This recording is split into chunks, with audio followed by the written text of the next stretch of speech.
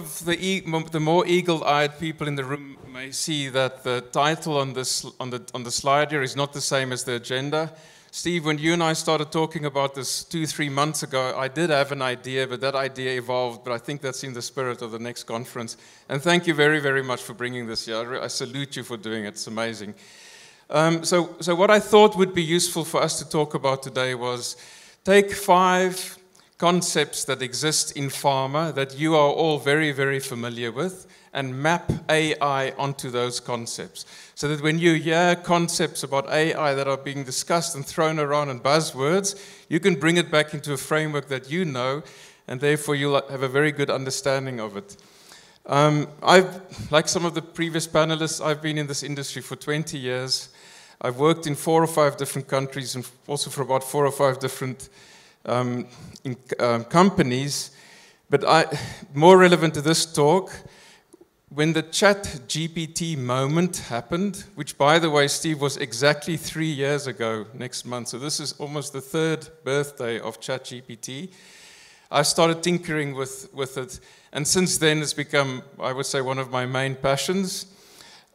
At work, I've not only designed, tested, and developed, but I've also rolled out a suite of AI agents, and I will touch on that a little bit later because I think that's very relevant to some of the previous topics that were discussed. And in my spare time, I also do something called vibe coding, which is only possible with AI. So that's a terminology that's used when you can design and build very complex tools using normal language, and that's only made possible with AI. So with that, all of that said, let's move on. This slide is a little bit of tongue-in-cheek. These views are only my own, but I thought what I would add in there is that I use Grok as my thought partner in the development of these slides, and I use a tool called Gamma to help me with the slides. I say tongue-in-cheek because I predict, Steve, with all the conferences that you go to, that soon we will actually start seeing people do exactly this. In other words, declare upfront what AI you used in the preparation of whatever it is that you're presenting. So maybe we see that a little bit more going forward. With that said, the 5 pharma concepts that I would like to touch on today should all be familiar to everybody in this room. We start with some happy accidents in laboratories. We move on to R&D versus commercial affairs. Touch on the 3 phases of clinical trial development, then on how companies grow using mergers and acquisition, and finally the supporting ecosystem that our industry lives in. So let's move on. What does penicillin, Viagra, and Botox have in common? If there's someone from Pfizer here, Allergan, please don't stand up and say and contradict what I'm going to say next. Basically, they were all accidents that happened in laboratories and went on to become household names with massive impact. The company OpenAI, the company that started ChatGPT, was also a laboratory. And a part of that company, in fact, is still an AI laboratory. It was founded in 2015. One of the founders is someone called Sam Altman, who's now the CEO of the company. He came from a venture capital background, and I'll talk a bit about that later in the mergers and acquisition section, why that's important. And one of the other founders was someone that you might all know called Elon Musk. Elon Musk left OpenAI 3 years later after a disagreement with the founders, the other co-founders, and then went on in Elon Musk's style to form xAI. And xAI, of course, is his own AI company, and their chatbot is Grok, the bot that I used to prepare my talk. Now, I mentioned the fact that penicillin, Botox, and Allergan went on to become household names. On the right-hand side of the screen there, you'll see the uptake of ChatGPT.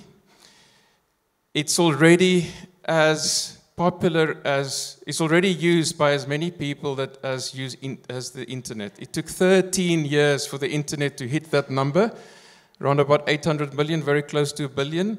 It's taken ChatGPT 3 years to get to that number. Someone used the term exponential change. I believe that you can't think about change and exponential change without including AI at this point in time. I'm also going to try not to repeat the sort of things that you will hear in the rest of the talk today. So I'm trying to put a slightly different spin again in the spirit of the next conference. For those of you who work in oncology, you'll recognize this slide. It looks a little bit like a survival curve, and you'll know that a survival curve means one product is the standard of care, and then our investigating product is the product that with the slides where the curves open up. Imagine if you were the company behind this slide, what an amazing product that would be. So just to show you a little bit more about that product, in this case ChatGPT, this slide is circulating on the internet at the moment. It shows you over the last year what the sort of uptake is and the usage is of these various bots. And even though Copilot is probably the most dominant tool that's used at the moment within corporate because of the association with Microsoft, we see Gemini in the red there growing and growing. That's the Google's model, and I know there are some companies also who use that. I myself for work, of course, I use Copilot. I prefer ChatGPT for everything else, but I do play also with Grok. It's interesting that all of the chatbots have got their own personalities. And you can often trace that back to the type of company that it comes from. Google, for example, with Gemini, I find incredibly boring. It's workmanlike. It has almost no personality. It just simply gives you an answer, a lot like a search would. So you can see the personality of Google in that. ChatGPT has gone through various phases. They try things all the time, change things all the time, so it's almost never the same. It changes as quickly as they roll out new things. And then Grok is a little bit like what you can imagine Elon Musk. It's a complete maverick. You never quite know what the answers, and often it's answers that you don't expect and are quite useful. Then building a little bit further into OpenAI, keep in mind this is a company that's 10 years old, and their product was only released 3 years ago. What's more, this is still a privately held company. In other words, it's not traded on the stock market, and it's already worth not $500 billion. I almost said $500 million. It's worth $500 billion, which puts it just behind Eli Lilly, if you had to compare it to our world. Which, if you think about it for a second, a 10-year-old company with effectively one product that's so valuable, it's astonishing. Again, exponential change, and everywhere that we look already. So let's move on then. I know that there's a mixture here of people from medical affairs, clinical development, also commercial affairs. This is probably the most text-heavy that any of my slides are, don't worry. You may have heard the concept of large language models being trained. The analogy here is that large language models and training of them is a little bit like our R&D function. This is the part of the business where large language models are developed. It takes millions and millions of dollars and a lot of electricity and a lot of processing power to train these models. And models are discrete. They have a starting point and an end point. And every time a new version is rolled out, it is in fact a brand new large language model in the background. I think about it like different classes of products that we develop within our industry. We will develop small molecules. It has a start point, a trial, an end point, then we put it out into the commercial. On the right-hand side is the publicly facing product of, or output or outcome of the training on the left-hand side. So just like we have R&D, and then we have products that we sell, these companies do their training, and then they roll out the front end. And the front end is colloquially called chatbots. I personally find it's an okay term, but actually it's so much more than a chatbot. I personally don't like using that term. But anyway, the other thing I want to add here is that the training of these large language models are done specifically on things called GPUs. So most of our computers run on simple CPUs. The difference between these two things is that GPUs, if you are in those machines that typically run gaming games, like 3D games, it's immensely complicated computations that have to be done all the time. Imagine a 3D landscape that's redrawn every second or multiple times a second while someone plays a game. That's done on a GPU versus a CPU, which is a simple thing that can run your Outlook or can browse the web. The other thing that may not be so well known is that the type of computing that GPUs do is called probabilistic, I can't even pronounce the word, probabilistic computing versus deterministic computing that's done with CPUs.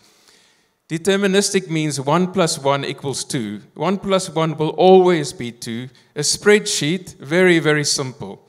A calculator, that's all deterministic computing. But what these people, these clever people in San Francisco, basically invented was probabilistic computing. That is why these things still make mistakes.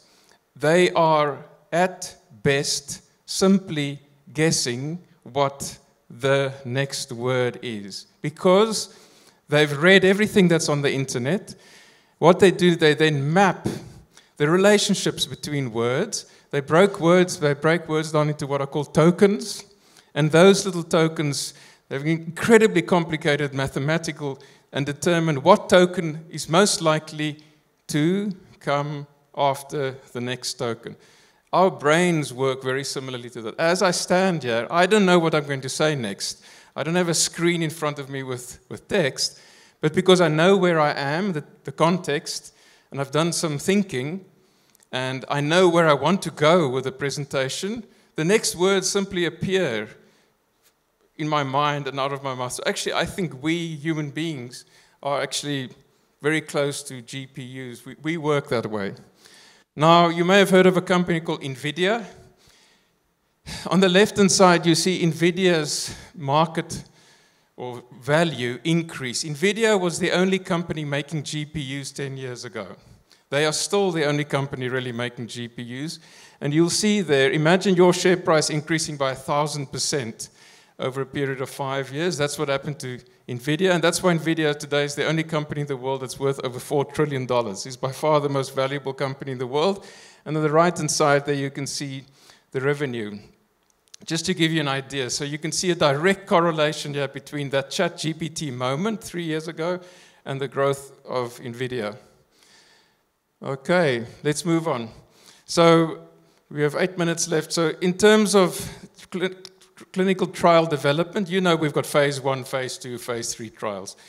I think that there's a nice analogy to draw between the evolution of LLMs. The first phase, we got these very simple models. Those were the ChatGPT 2.5s and maybe 3.0s, the first models that came out. They were very good at answering something with one single answer. You give it a question and one single answer comes out. We move into phase 2, then we have the evolution of what are called reasoning models. These are models that actually think before they give you an answer.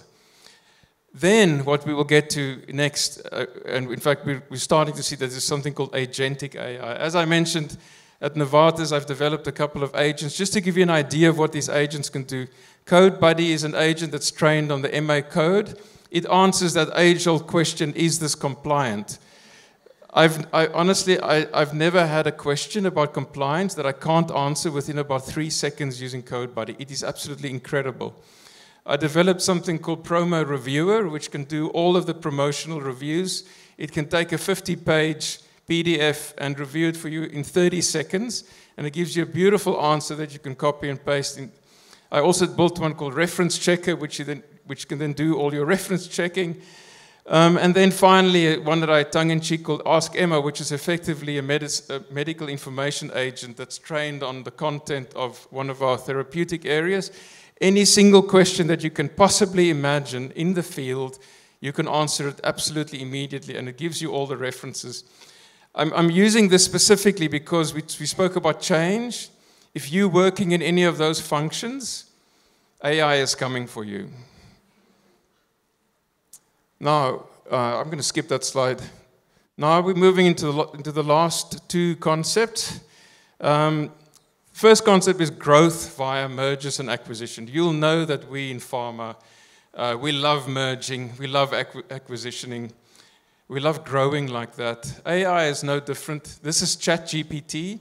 Keep in mind I said Sam Altman was from a venture capital background. Venture capitalists are people who take companies and then give them money and then try to build them. I believe he's a unique CEO, and this is why we're seeing this slide here. For those of you who are reading quickly enough, this is not just one company. This is a company that is doing deals with all of the major players in the AI world. So from doing investments, Microsoft investing into them, to SoftBank investing, Oracle making chips, NVIDIA, of course, at the center. Remember, the only GPU ones. Amazon, Meta, all of these companies basically are integrating into one another, but still yet stand alone and still offer different products. I bolded something there called multiple governments. OpenAI is also doing many deals with governments. In Australia, it has a deal with our government to provide them with one of their models that the government can use for in confidential usage for government use. Australia also has an AI strategy, a sovereign AI strategy. Some of you may have heard me say that I believe that no battle plan survives first contact with the enemy. I believe our AI strategy is also not going to survive first contact with the enemy, but I really hope Australia gets its act together. We spoke earlier about regulatory affairs, market access. This, for me, is the really big thing. It is now already, countries are developing their own LLMs, their own infrastructure, and this is going to become effectively an arms race between countries to have their own AI sovereignty. Another word I can't pronounce, especially on the stage. So, finally, I want to spend a little bit of time. We've got 3.5 minutes. Perfect. Spend a little bit of time on the ecosystem. Don't worry about all of this. What I wanted to show you is that OpenAI, the company, does not exist on its own. It exists in a very big ecosystem. Just like we in pharma exist in an ecosystem. We have contract manufacturing organizations. We've got contract research organizations. There's lots of people here from various agencies. We use recruitment agencies, etc., etc. This industry is no different. A couple of points I'd just like to lead you to. You'll see there that electricity generation is a big one. Then, of course, the electrical grid. And then the AI compute. And then finally, all the stuff that's in data centers. And I want to stop on data centers for a second. But before I get there, you may also have heard already about the electricity usage of these so-called data centers. This slide is a forecast of how the electricity consumption and demand is going to increase just in the next 3 years in the US. Not the next 30 years, the next 3 years. It's forecasted to increase between 6 and 12%. Now, just to put that into context, on the y-axis there you'll see terawatt hours. Australia, during a whole year, uses roughly 250 terawatts. The whole country, all of our electricity. Just the increase in the US to supply data centers, if this is true, and I believe it is going to require in the next 3 years 3 times the electricity that Australia consumes in a whole year. To try and wrap your head around it, it's absolutely mind-boggling. We talk about change. The change that's coming is almost incomprehensible. I don't think our brains can really understand this sort of growth. In terms of the data centers that are being built, this slide shows you that in the US, already more money is being spent on building data centers than is being built to office space. What does that tell you about where people will work and who will do the work and things like that and the future of work? Australia has a number of data centers. Our largest data center right now is a 130 megawatt data center that's out in Horsley Park. We are planning a 1 gigawatt data center. Now, just to put that into a little bit of perspective, Horsley Park is roughly 10 football fields put together, the 130 megawatt one. We want to build one that's 1 gigawatt. It's going to be the size of 60 football fields. The question I have is, where is that electricity going to come from? Because one single nuclear station makes roughly 1 gigawatt of power a year. And we are planning to build one of these in Australia next year. Where's that electricity going to come from? And then finally, a little bit more about the electricity, but I think in the last 40 seconds I won't talk about that too much. What I will add is that luckily, electricity doesn't only come from nuclear stations, because even in the US, they've only built 3 nuclear stations in the last 20 years because of the way that the regulations changed there. So a lot of their electricity comes from gas and all these other places, but also a lot more renewables. They think they need to build the equivalent of 80 nuclear stations in the next 3 years. Think about that for a second. So this is my second last slide.